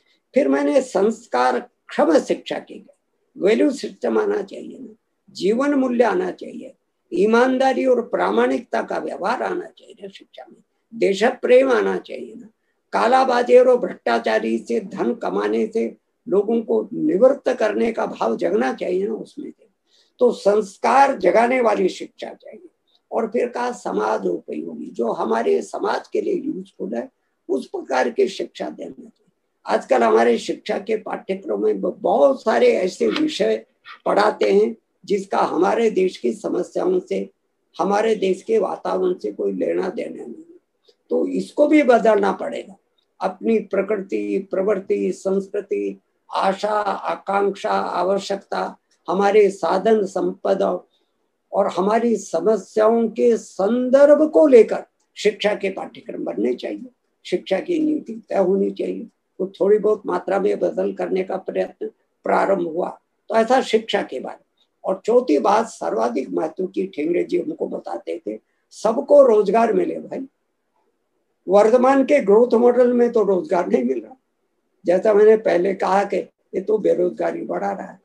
क्यों नहीं मिल रहा, इसके बारे में विचार करेंगे तो हमने स्ट्रेटेजी गलत बनाई। हम लोग किस स्ट्रेटेजी पर चल रहे हैं? पश्चिम की नकल करके इसको बोलते हैं ग्रोथ लेड एम्प्लॉयमेंट स्ट्रेटेजी। हमको ये समझा दिया गया, बता के ग्रोथ होने दो पहले भाई, विकास होने दो, विकास होने दो तो अपने आप रोजगार बढ़ जाएगा। इकोनॉमिक्स में ट्रिकल डाउन थ्योरी पढ़ाते हैं कि ग्रोथ होगी तो वो रिस के नीचे के आदमी तक पहुंच जाएगी, पर वो पहुंची तो नहीं, अंत्योदय तो नहीं हुआ, गरीब आदमी तो और गरीब होता चला जा रहा है। वो जो कुछ विकास हुआ, ग्रोथ हुआ, उसको बड़े लोग ही हड़प जाते हैं, बाकी लोग तो नहीं पहुंचा। ये अनुभव कह रहा है हमारा। 1950 से लेकर आज तक की तमाम विकास योजनाओं का मूल्यांकन करेंगे तो ट्रिकल डाउन थ्योरी फेल हो गई, इसलिए स्ट्रेटेजी बदलनी पड़ेगी। ठेंगड़ी जी कहते थे हमको एम्प्लॉयमेंट लेड ग्रोथ स्ट्रेटेजी लाना पड़ेगा। पहले रोजगार का विकास करो भाई। आप कोई भी इन्वेस्टमेंट की प्लानिंग करते हो, कोई भी उद्योग लगाते हो, कोई भी काम धंधा प्रारंभ करते हो, तो पहले विचार करो इस काम धंधे से कितने लोगों को रोजगार मिलेगा। ज्यादा लोगों को रोजगार मिलेगा तो ग्रोथ तो अपने आप हो जाने वाली है। सेंट्रलाइजेशन भी नहीं होगा, डिसेंट्रलाइजेशन हो जाने लगा। इस स्ट्रेटेजी को बदलने पर, इसलिए वो कहते थे मास प्रोडक्शन की बजाय हमको प्रोडक्शन बाय दी मासेस पर जोर देना। और इसीलिए ठेंगड़ी जी 3 शब्दों का प्रयोग साधारण तौर से किया करते थे। हमको स्वदेशी, स्वावलंबी, विकेंद्रित अर्थ चाहिए। तीनों जुड़ा हुआ मामला, ये त्रिभुज है, ये ट्रायंगल है। स्वदेशी, स्वावलंबी है, उन्होंने शब्द प्रयोग स्वावलंबन किया है, सेल्फ रिलायंस। इसको ज्यादा समझना पड़ेगा, आजकल के एटमोस्फेयर में कहीं आत्मनिर्भर शब्द प्रयोग नहीं किया, उन्होंने स्वावलंबन शब्द प्रयोग किया। सेल्फ रिलायंस, आत्मनिर्भर का तो अर्थ होता है सेल्फ सफिशिएंट, वो कोई दुनिया की इकोनॉमी नहीं हो सकती। इसलिए हमको संपूर्ण स्ट्रक्चर को बदलना पड़ेगा, ऐसा ठेंगड़ी जी हमको समझाया करते थे। और स्ट्रक्चर को बदलने के लिए हमको बड़े उद्योग, छोटे उद्योग, शिल्पकार और सेवा क्षेत्र में काम करने वाले मजदूर और कर्मचारी, इन सब के बीच में सुयोग तालमेल बैठाना पड़ेगा, इनमें लड़ाई झगड़ा ना हो। इसलिए ठेंगड़ी जी ने तो उद्योग परिवार की कल्पना दी थी ना, और ठेंगड़ी जी ने तो बीएमएस को नारा दिया था ना, देश के लिए करेंगे काम, काम का लेंगे पूरा दाम। ये तो नहीं ठेंगड़ी जी ने नारा दिया चाहे जो मजबूरी हो हमारी मांगे पूरी। अंतर आया ना, देश का विचार किया ना, राष्ट्र का विचार किया ना, समाज का विचार किया ना। तो इस प्रकार से ठेंगड़ी जी ने विकास के बारे में विचार करते समय ये कहा हमको कि देखिए हम कुल मिलाकर के ये जो तीसरा विकल्प है ये भारतीय विकल्प है। और भारतीय विकल्प यानी अपनी मनीषा के, हमारे शास्त्रों में हमारे मनीषियों ने जो कुछ भी कहते आए उसी का रूपांतरण है, उसी रूप में लेना पड़ेगा। पर यहाँ एक खतरे की तरफ ठेंगड़ी जी ने हमारा इशारा किया था। हमको पुरातन पंथी नहीं होना है, ऐसा नहीं करना कि आज के 5000 साल पहले आजकल का 2000 साल था एज इट इज वैसी रचना है, ऐसा अंधा अनुकरण उचित नहीं है। आज के समय के समस्याएं अलग है, आजकल के समय के रिसोर्स एंडोमेंट्स अलग है, आजकल के स्किल्स अलग है, आजकल की जानकारियां अलग है। तो उन्होंने कहा हमको अपने अतीत की भी नकल नहीं करना है, उसको युगानुकूल बना करके ग्रहण करना पड़ा। और दुनिया के देशों से कुछ सीखना कि नहीं सीखना, उन्होंने कहा इसकी भी मना नहीं है। हम क्लोज्ड इकोनॉमी नहीं बनना चाहते, परंतु हम दुनिया के देशों से हमारी इकोनॉमी का एक्सप्लॉइटेशन भी नहीं करना चाहते। ऐसा नहीं करना चाहते दुनिया के संपन्न देश हमारे संसाधनों का और हमारा मैन पावर का शोषण कर ले जाए। ऐसा हम व्यवस्था, परस्पर निर्भर व्यवस्था हम चाहते हैं। हम भी दुनिया को देंगे, दुनिया से कुछ लेंगे भी, पर दुनिया को लेते समय ठेंगड़ी जी कहा करते थे उसको देशानुकूल बनाकर ग्रहण करना। टेक्निक और टेक्नोलॉजी के बारे में यही ध्यान रखना। टेक्नोलॉजी को लेकर के बड़ा भरमाया गया है हमको ये कह दिया गया है ये तुम तो टेक्नोलॉजी के हिसाब से पिछड़े हुए देश हो, तुम हमारी टेक्निक और टेक्नोलॉजी लो। ये टेक्निक और टेक्नोलॉजी का अंधानुकरण करना भी नुकसान करता है, ऐसा ठेंगड़ी जी कहा करते थे। और ठेंगड़ी जी ने इसलिए आल्फ्रेड टाफलर को कोट किया। उन्होंने अपने फ्यूचर शॉक नाम की किताब में कहा कि टेक्निक और टेक्नोलॉजी पर सामाजिक नियंत्रण की व्यवस्था जो देश नहीं करेगा वो घातक स्थिति में पहुंच जाएगा, विनाश की स्थिति में पहुंच जाएगा। वो देश का और समाज का भला करने के बजाय देश का नुकसान करेगा। उसी सूत्र को पकड़ करके ठेंगड़ी जी ने कहा था एक लोकपाल जैसी व्यवस्था हमको करनी चाहिए जो टेक्निक पर निगरानी रखे, उसको अनियंत्रित न छोड़ दे। ऐसा ठेंगड़ी जी ने हमको समझाने का प्रयत्न किया। अंत में ठेंगड़ी जी के वाक्य को मैं कोट करके उन्होंने हमारे सामने संकल्पना क्या रखी थी, संकल्प हमको क्या दिया था, क्या करना है। ठेंगड़ी जी ने इतनी सब बातें इतने सटीक ढंग से कही। वो कहते हैं ठेंगड़ी जी, और बीएमएस को एड्रेस करते हुए कहा, इसलिए मैं बीएस के सामने बोल रहा हूँ। वो कहते हैं हम राष्ट्र को यह आश्वासन देना चाहते हैं कि राष्ट्र के पुनर्निर्माण का, गरीबों की गरीबी दूर करने वाले, रोने वाले लोगों का आंसू पहुंचने का, और अंत्योदय का मतलब देश के छोटे से छोटे और गरीब से गरीब व्यक्ति के उत्कर्ष सिद्ध करने का जो प्रमुख साधन है, उस साधन के रूप में भारतीय मजदूर संघ रहेगा। भारतीय मजदूर संघ यानी संपूर्ण भारत के लोग रहेंगे, भारत की मनीषा रहेगी, संपूर्ण भारत की जनता रहेगी, ऐसा उन्होंने कहा था। पर वो भारतीय मजदूर संघ को एड्रेस कर रहे थे, तो भारतीय मजदूर संघ के लोगों को तो कम से कम आज ठेंगड़ी जी के संकल्प का स्मरण करना चाहिए। और फिर उसने कहा व्यवहार चतुर लोग हैं जो राजनीति में जो कुछ बनना चाहते हैं बन जाए, आप आएंगे और जाएंगे, परंतु वो कहते हैं हमें तो परम वैभव सिद्ध करना है। उनका 1925 में ही जो उद्देश्य घोषित कर दिया था, तो उसने कहा हम तो राष्ट्र के परम वैभव के लिए काम कर रहे हैं और वो हम करके ही रहेंगे, ऐसा कॉन्फिडेंस ठेंगड़ी जी ने व्यक्त किया था। वो शायद ठेंगड़ी जी का कॉन्फिडेंस हमको देने के लिए आने वाली पीढ़ी जो ठेंगड़ी जी को मानते हैं, ठेंगड़ी जी को समझना चाहते हैं, ठेंगड़ी जी का अनुसरण करना चाहते हैं, ऐसे हम सब लोगों के लिए उनका ये संदेश है। उस संदेश को हम समझें। ऐसा एक संक्षेप में ठेंगड़ी जी की दृष्टि और ठेंगड़ी जी की समझ के हिसाब से विकास को कैसा देखना चाहिए, कैसा समझना चाहिए, ऐसा कुछ बताने का मैंने प्रयत्न किया है। मुझे यहाँ बुलाया, इससे भारतीय मजदूर संघ के सब पदाधिकारियों का हृदय के अंतःस्थल से मैं बहुत बहुत आभार मानता हूँ, बहुत बहुत धन्यवाद करता हूँ। और अब समय है, अगर अनुमति देंगे तो प्रश्नोत्तर का समय। धन्यवाद डॉक्टर साहब। मुझे लगता है अभी हम थोड़ा प्रश्नोत्तर भी रखेंगे। श्रीमान ब्रजेश उपाध्याय जी, आप इसको शुरू करिए। वो भी एक अच्छा क्लिष्ट और गूढ़ विषय, बहुत ही सरल, सभी को समझ में आ जाए ऐसी भाषा में। अनुपम जी बंद करिए, माइक बंद करिए, थोड़ा माइक सेट बंद करिए अनुपम जी। अभी आप सब 10 मिनट का समय अपने पास है, कोई जिज्ञासा है तो सुझाव नहीं देना है किसी ने, और अपनी ग्रीवांस नहीं रखनी है।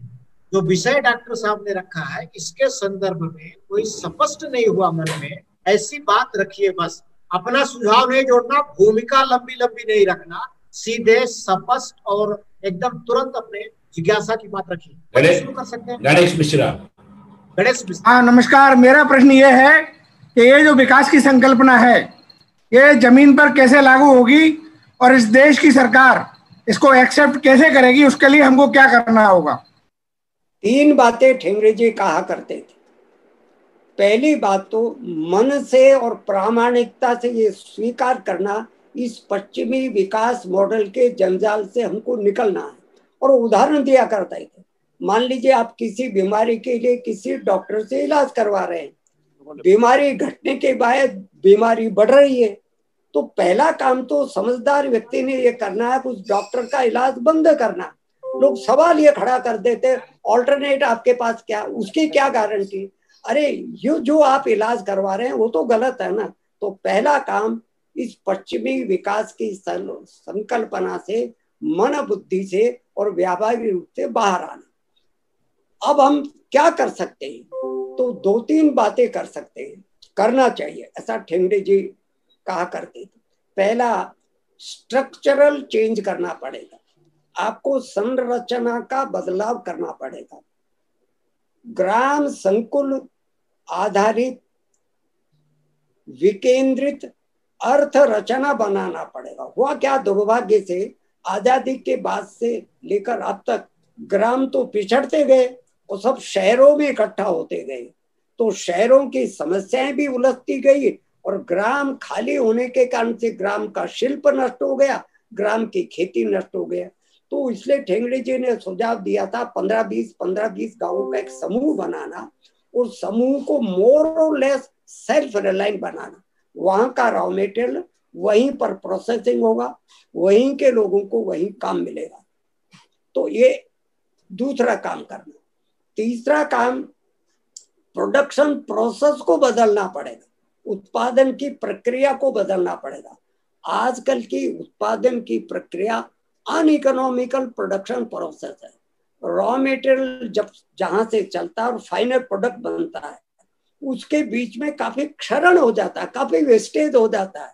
तो आपको हमारे यहाँ पर जो इकोनॉमिकल प्रोडक्शन प्रोसेस था, रॉ मेटेरियल चला और फाइनल प्रोडक्ट बना और फिर कंज्यूमर के हाथ में पहुंचा, उसमें मिनिमम गैप था, तो उससे ट्रांसपोर्ट कॉस्ट बचती थी, ये जो पैकेजिंग का खर्चा वो बचता था, विज्ञापन पर अनावश्यक किए जाने वाला खर्चा और भरमाने वाला वो बचा। ये प्रोडक्शन प्रोसेस बदलना दूसरा काम करना पड़ेगा। और तीसरी बात, वो लाइफस्टाइल बदलने की बात कहते थे, कंजम्पशन पैटर्न बदलने की बात कहते थे। सीमित, संयमित, सदाचारी उपभोग शैली और जीवन शैली अपनाना पड़ेगा। जीवन शैली बदली है ना, ये कोरोना संकट आया, संकट जीवन शैली का संकट खड़ा हो गया ना। हम उसी जीवन शैली पर, उतने ही कंजम्पशन पैटर्न पर चल करके देश का और दुनिया का भला नहीं कर सकते, ऐसा ठेंगड़े जी इसके संबंध में कहा करते। और भी बहुत सारी विस्तार की बातें हैं, और समय की सीमा के कारण से मैं नहीं नमस्ते डॉक्टर साहब। दत्तोपंत कहते थे कि पश्चिमीकरण माने आधुनिकीकरण नहीं है, तो ये पश्चिमीकरण और आधुनिकीकरण के जरा संकल्पना हमें स्पष्ट कराइए। धन्यवाद। ठेंगड़ी जी का पूरा भाषण ही है, और उस यहाँ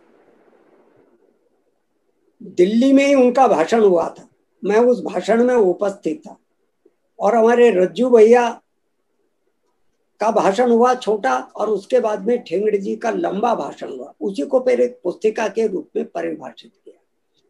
2 बातें संक्षेप में कहूंगा मैं इस समय पर।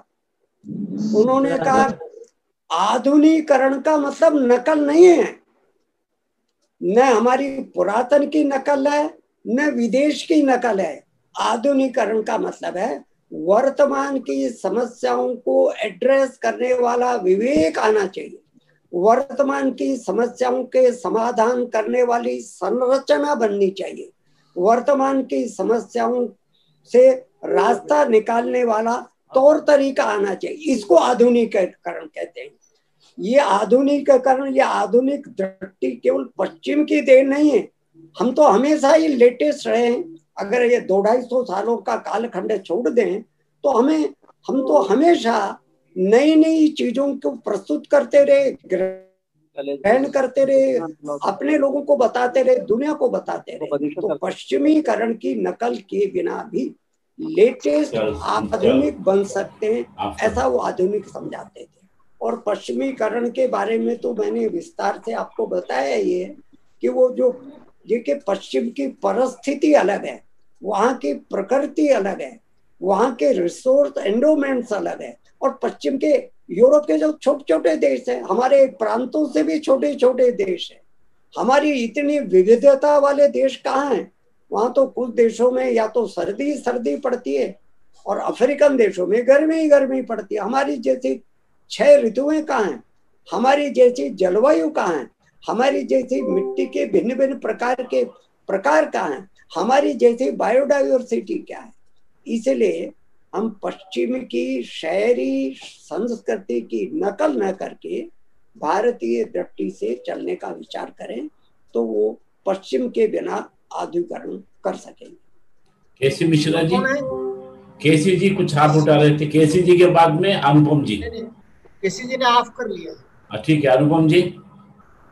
उपेंद्र कुमार है बाद में। हाँ, उपेंद्र कुमार बाद में। अनुपम जी उसके बाद उपेंद्र जी, फिर लास्ट है उपेंद्र जी, लास्ट जी अनुपम जी। भाई साहब सादर नमस्कार। नमस्कार नमस्कार नमस्कार। मानी ठेंगड़ी जी एक बेस ऑफ ऑपरेशन की बात करते थे, पुस्तकों में भी पढ़ने के लिए ऐसे मिलता है, और अपने संघ को भी इतने वर्ष हो चुके हैं और बहुत सारे ऐसे सैद्धांतिक विषय हम लोग भी सुनते चले आ रहे हैं, लेकिन उसका व्यवहारिक रूप कोई ऐसा जो इम्प्लीमेंट होने के लिए एप्लीकेबल है, ऐसा कोई मॉडल, आर्थिक मॉडल व्यवहार जगत में हम कुछ करें जिसको कि लोग एडॉप्ट कर सके, तो ऐसे कोई सत्य आधारित कोई विषय जिसकी ओर आकर्षण भारत का ही नहीं अन्य देशों का भी हो सके, जिनको हम मिथिकल बात कहते हैं, तो उसका व्यवहार रूप हम कुछ कर पाए हैं या करने वाले हैं, तो ऐसा कोई मॉडल के रूप में चिंतन ठेंगड़ी जी विषय रखते समय बार बार एक सावधानी भी बताते थे हम कोई ब्लूप्रिंट बनाने नहीं चले हैं। हमको ब्लूप्रिंट नहीं, आगे वाली पीढ़ी बनाएगी ना जिसके सामने काम, हम तो एक ब्रॉड गाइडलाइंस प्रस्तुत करेंगे और उनके लिए स्कोप छोड़ेंगे। उनको अपनी परिस्थिति और समय के अनुसार उसमें जो कुछ बदल करना हो उस बदल करने की स्वतंत्रता देना चाहिए। हम माइंडसेट को बंद नहीं करना चाहते ऐसा, इसलिए वो वाद शब्द पर ऐतराज करते थे। आप सब लोगों को ध्यान में होगा, वाद तो बंद पुस्तक के समान है, और इसलिए दीनदयाल जी का जब एकात्म मानववाद चला तो फिर दीनदयाल जी से चर्चा करके हम लोगों ने भी सबने फिर उसको एकात्म मानव दर्शन कहना प्रारंभ किया। तो एक ब्लूप्रिंट नहीं दिया जाएगा। आप करें व्यावहारिक, सारा ही व्यावहारिक है। ये दो शब्द हमको भरमाने के लिए पश्चिम ने चला दिया।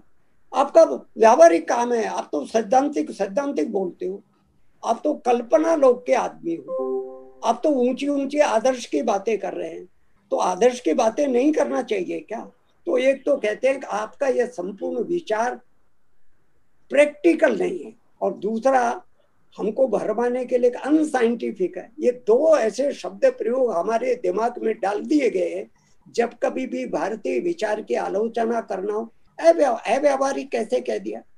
भारतीय अर्थव्यवस्था आज भी जो चल रही है, इस सब गई गुजरी अवस्था में भी वो जिन विचारों को ठेंगड़ी जी प्रस्तुत किया करते उन्हीं के आधार पर चल रहे हैं। बड़े कारखानों के आधार पर आज भी अपने देश की अर्थव्यवस्था नहीं चल रही। बड़े कारखानों का एम्प्लॉयमेंट में बहुत छोटा सा हिस्सा है। बड़े कारखानों का जीडीपी में हिस्सा है, परंतु बड़े कारखानों की तुलना में जो एमएसएमई सेक्टर है हमारा, उसका एम्प्लॉयमेंट में मेजर हिस्सा है, एक्सपोर्ट में भी उनका हिस्सा है। बड़े कारखानों को बनाकर भी वो दे रहे हैं, पर दुर्भाग्य हमारा ये है इस एमएसएमई सेक्टर को, जिसको ठेंगड़ी जी स्वयं रोजगार क्षेत्र कहते हैं, अपना रोजगार खुद करते हैं ना, सरकार पर डिपेंडेंट नहीं है ना। और ठेंगड़ी जी और भी बात करते थे, भारतीय अर्थव्यवस्था को आवश्यकता से अधिक सरकार पर डिपेंडेंट नहीं होना चाहिए। वो तो कहते थे सरकार से तो हमारी प्रार्थना है, कृपा करके हमारे काम में हस्तक्षेप मत करो। सरकार रोड़ा ज्यादा अटकाती है, सरकार ने फैसिलिटेटर का काम करना है, सरकार ने कंट्रोलर का काम नहीं करना। समाज करेगा ना, तभी तो एक स्वावलंबी अर्थव्यवस्था खड़ी होगी। तो हम लोगों ने शब्द प्रयोग कैसा डाल दिया, ये तथाकथित नए पढ़े लिखे लोगों ने, उसमें मैं भी शामिल हूँ, कि एमएसएमई सेक्टर को हमने क्या कहा, अनऑर्गेनाइज सेक्टर, इनफॉर्मल सेक्टर है। यानी बड़े उद्योग ऑर्गेनाइज है और ये अनऑर्गेनाइज है। ये इनफॉर्मल है, इसकी तरफ न सरकार ध्यान देती है न जनता ध्यान देती है। इसे संपूर्ण चिंतन पर नए सिरे से विचार करना पड़ेगा और बहुत सारे इम्प्लीमेंटेशन अपने आप पर व्यावहारिक लेवल पर हो रहा है। अब शायद एक प्रश्न और ले सकेंगे ना? हाँ जी, उपेंद्र कुमार उपेंद्र जी, जी सर, आवाज आ रही है सर? नमस्कार। संतोष कुमार स्क्रीन शेयरिंग मत करिए, Santosh Kumar poster screen sharing बंद करिए। 1925 में वैभव शब्द है, परम वैभव को थोड़ा एक्सप्लेन कर देते सर। परम वैभव शब्द, परम वैभव का जो दीनदयाल जी ने वैसे तो अपनी प्रार्थना में ही है, अभ्युदय निश्रेयस जी, और धर्म का आधार लेकर हम वैभव करेंगे। इन तीन शब्दों की व्याख्या ठेंगड़ी जी के अनेक व्याख्यानों में हुआ है। उन्होंने कहा केवल भौतिक समृद्धि नहीं चाहिए, भौतिक उन्नति नहीं चाहिए, भौतिक उन्नति के साथ साथ आध्यात्मिक उन्नति भी चाहिए। अध्यात्म और भौतिकता को जब तक नहीं जोड़ेंगे तब तक देश का, समाज का भला नहीं होने वाला। तो इसलिए हम लोग अभ्युदय की भी बात कही, निश्रेयस की भी बात कही, जिसके लिए हमारी मनीषा में, परंपरा में परा और अपरा ऐसे दो शब्द आते हैं। परा विद्या और अपरा विद्या दोनों चाहिए। तो ये पहली बात ये कही। और फिर दीनदयाल जी को कहा विधाय से धर्म से संरक्षणम परम वैभवम नेतुमेतत् स्वराष्ट्रम। कंडीशन क्या है? ये जो परम वैभव लेंगे धर्म के आधार पर लेंगे। अब धर्म के आधार पर लेंगे को लेकर बहुत गलत फहमी पैदा की। हमारे यहाँ 4 पुरुषार्थों की कल्पना है, धर्म, अर्थ, काम, मोक्ष। अर्थ और काम को हमने डिनाई नहीं किया है, अर्निंग भी करना और कंजम्पशन भी करना, पर उसमें शर्त क्या लगी? धर्म मार्ग से होना चाहिए। धर्म का गलत ट्रांसलेशन कर दिया लोगों ने, रिलीजन कर दिया। धर्म का गलत ट्रांसलेशन मजहब कर दिया। धर्म का अर्थ पूजा पद्धति कहीं नहीं है हमारे यहाँ। धर्म ध्री धातु से बना है और ध्री धातु के 3 अर्थ है, to uphold, to sustain, to nourish. धारण, रक्षण, पोषण, वे मर्यादाएं, वो जीवन व्यवहार, वे कायदे कानून, वे नैतिक आचरण के मानदंड जिनके कारण से व्यक्ति का, परिवार का, देश का, समाज का, राष्ट्र का, विश्व का और सृष्टि का धारण, रक्षण, पोषण होता है। इसमें कहाँ पूजा पद्धति आ गई? तो ऐसा एक धर्म की जो हमारी व्यापक अवधारणा, उसको मान करके अर्थ और काम, अर्निंग और कंजम्पशन चलेगा तो परम वैभव आएगा। उसमें भौतिक उन्नति भी आएगी। और वो भी 2 मॉडल मैं कई बार रखा करता हूँ ना। भौतिक उन्नति तो लंका में सर्वाधिक थी कि लंका राम क्यों छोड़कर आए, कि जननी जन्मभूमि च स्वर्गादपि गरियासी, क्यों कहा राम ने? इतना जबरदस्त सोना था। आज के इकोनॉमी का ग्रोथ मॉडल के हिसाब से संपन्न देश था, पर हमको लंका वाला आर्थिक मॉडल नहीं चाहिए, हमको अयोध्या वाला आर्थिक मॉडल चाहिए। तो इस प्रकार से परम वैभव को ठेंगड़ी जी समझाया। धन्यवाद जी, धन्यवाद।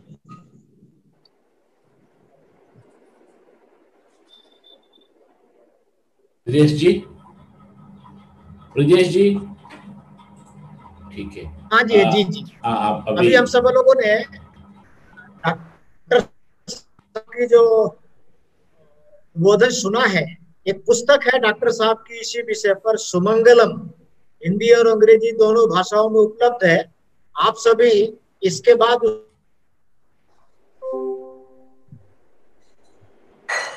5 भाषाओं में है। ब्रजेश जी, मुझे 1 मिनट कंक्लूड करने के लिए देंगे क्या? दे कंक्लूड करिए सर, आप करिए। डॉक्टर साहब आप करिए। आप डॉक्टर साहब भजनलाल जी कंक्लूड करने के बाद में ब्रजेश, मैं सत्यनारायण जी से विनती करता हूँ। वो हो सके बंद हो गया? नहीं, अभी डॉक्टर साहब बजरंग लाल जी कंक्लूड करेंगे, बाद में सत्यनारायण जी। ये जो जी हमारे यहाँ की परम वैभव की सचिन जी थोड़ा रुकिए, Sachin ji please wait, doctor Bajrang Lal जी पूरा कंक्लूजन करने के बाद करिए। यस जी बजरंग लाल जी कंटिन्यू करिए। डॉक्टर साहब, या अंत्योदय केंद्रित विकास की अवधारणा जिसको हम सब कुछ कहें, वो 5 तत्वों के समन्वय से बनना चाहिए, ऐसा मुझे लगता है। 5 E's कहा है मैंने, ethics, economy, ecology, energy and employment. ये 5 चीजों का ठीक प्रकार से इंटीग्रेशन, समन्वय कर लिया तो इसमें से जो विकास का मॉडल खड़ा होगा वो समग्र होगा, संतुलित होगा, धारण क्षम होगा, दीर्घकालीन होगा, सर्वमंगलकारी होगा। ये पहली बात मैं कहना चाहता हूँ। दूसरी बात, इस प्रकार से ठेंगड़ी जी और हमारे अनेक विचारकों ने, भारतीय विचारकों ने जो कुछ कहा है, वास्तव में तो सबने लगभग एक ही बात अलग अलग शब्दों में कहा। चाहे अरविंद ले ले, चाहे विवेकानंद ने ले ले, चाहे गांधी जी ले ले, चाहे डॉक्टर V.K.R.V. राव ले ले, चाहे प्रोफेसर J.K. मेहता ले ले, ऐसे अनेक लोग हैं जिन्होंने घूम फिर करके इसी प्रकार के विचारों का बहुत सारे नाम है इस प्रकार के में से। श्रीमन नारायण अग्रवाल की गांधी प्लान है, डॉक्टर V.K.R.V. राव तो हमारे दिल्ली स्कूल ऑफ इकोनॉमिक्स के हेड रहे, उनके बहुत ही प्रसिद्ध पुस्तक है वैल्यूज इन इकोनॉमिक डेवलपमेंट, पर उनको पीछे छोड़ दिया गया। तो कुल मिलाकर के इस रास्ते पर चलेंगे तो ये कैसा बदल आएगा, 3 प्रकार की चीजें इससे आएंगी। पहली बात, पोषण क्षम अर्थतंत्र बनेगा, नरिशिंग इकोनॉमिक स्ट्रक्चर, ऐसी अर्थव्यवस्था बनेगी जिसमें सबका पोषण होगा, ये पोषण क्षम अर्थतंत्र बनेगा। दूसरा, इस रास्ते पर चलने पर धारण क्षम टेक्नोलॉजी आएगी, सस्टेनेबल टेक्नोलॉजी आएगी। आज की टेक्नोलॉजी सस्टेनेबल नहीं है, वो तो विनाशकारी है, वो तो टिकेगी कि नहीं टिकेगी, इसलिए सस्टेनेबल टेक्नोलॉजी, धारण क्षम टेक्नोलॉजी आएगी। और तीसरी बात, संस्कार क्षम समाज तंत्र बनेगा, सोशल सेटअप कैसा बनेगा, कल्चर्ड बनेगा। तो संस्कार, टेक्नोलॉजी और पोषण, ये तीनों प्रकार के एक स्ट्रक्चरल चेंज अगर आएगा, इस रास्ते पर चले तो फिर निश्चित रूप से ये सर्वमंगलकारी, सर्वहितकारी होगा। ऐसा मुझे कंक्लूड करने के लिए 1 मिनट में अपनी बात कहनी थी। धन्यवाद। अब अध्यक्ष महोदय या बाकी लोग अपनी बात कह सकते हैं।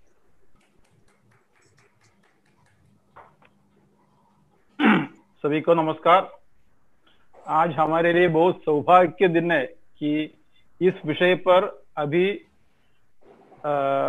मोस्ट ऑथेंटिक रूप से बोलने वाले डॉक्टर बजरंग लाल जी हमारे बीच में है। अभी इतना छोटी सी समय पर ये कार्यक्रम करना नहीं था, लेकिन समय की कुछ दबाव में हमने किया है।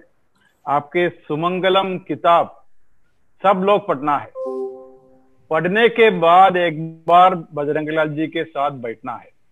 तो हमको थोड़ा इसका, हम निचले ग्राउंड लेवल पर काम करने वाले धरातल में क्या होते हैं इसके बारे में जानकारी है। इसमें एक पॉलिसी लाइन भी हमारे मन में आते तो बिल्कुल बहुत समाज परिवर्तन में हमारा योगदान दे सकते। इसलिए सुमंगलम ये किताब सब लोग पढ़ना है, शायद हिंदी में भी है, 5 भाषा ठीक, पढ़ना है। पढ़ने के बाद एक बार विस्तारित रूप के, शायद एक दिन बैठने तो अच्छा होगा, उतना बैठ सकते हमारे एपेक्स टीम जितने लोग बैठ सके, ऐसा करने की प्रयास हम करना है। आपने बहुत विषय आज आपने हमारे सम्मुख रखा दे, हर मुद्दे के ऊपर गहराई में चर्चा होना चाहिए। आपने ये पुराण के संदर्भ में पूरे विश्व में एक विचार में परिवर्तन होते रहते हैं, इसलिए उसमें भारतीय विचार उसमें कैसे ला सकते, ये भी हमारा एक सोच होना चाहिए। इसलिए एक बार जल्दी ऐसा पढ़ने के बाद एक बार बैठने की अवसर भी हमको मिलना, आपका समय भी हमको देना है। इतना अपेक्षा आपके सामने रखते आपका आदेश मानेंगे। समाप्त करता हूँ। धन्यवाद। बहुत बहुत धन्यवाद सत्यनारायण जी की और डॉक्टर बजरंग लाल जी को। एक अत्यंत कठिन विषय के बारे में हमने चर्चा कर रहे थे। जब ये सोच रहे थे इस विषय के बारे में, हमारे मन में आ रहा था इसको कैसे लोग रिसीव करेंगे, क्योंकि इसलिए खास करके क्या सब्जेक्ट रखना है। तब हमने सोचा कि दत्तोपंत जी का दृष्टि में क्या था, वही विषय मुझे लगता है आज अच्छा आया है। मैं अभी चार्ट्स देख रहा था, चार्ट्स में जगदीश्वर राव जी बंद करिए, जगदीश्वर राव आप म्यूट करिए। तो जब अभी तक चार्ट में जितने लोग सप्रे किया है, सभी लोगों ने एक तरह की सभी अप्रिसिएशन किया है, बहुत आभार व्यक्त किया है। इसी तरह का मैं इसमें फेसबुक में भी लाइव में भी प्रश्न देख रहा था, उधर से स्पेसिफिक प्रश्न नहीं है, माने एक तरह की एक्सपेक्टेशन, जिस तरह का अनुपम जी ने बात किया, इसको कैसे प्रैक्टिकल कैसे करेंगे, गणेश मिश्रा